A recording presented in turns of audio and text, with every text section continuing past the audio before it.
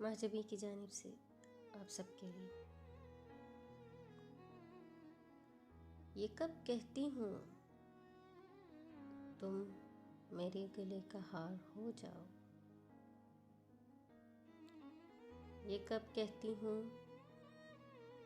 तुम मेरे गले का हार हो जाओ, वहीं से लौट जाना तुम जहाँ बेजार हो जाओ। मुलाकातों में वक्फा इसलिए होना ज़रूरी है, मुलाकातों में वक्फा इसलिए होना ज़रूरी है कि तुम एक दिन जुदाई के लिए तैयार हो जाओ। बहुत जल्द समझ में आने लगते हो ज़माने को,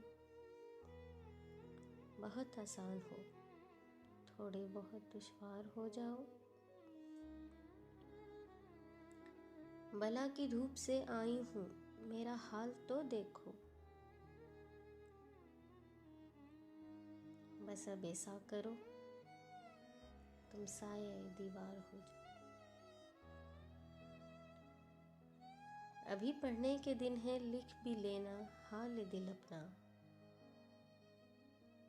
अभी पढ़ने के दिन है, लिख भी लेना हाल दिल अपना, मगर लिखना तभी जब लायक़े इज़हार हो जाए।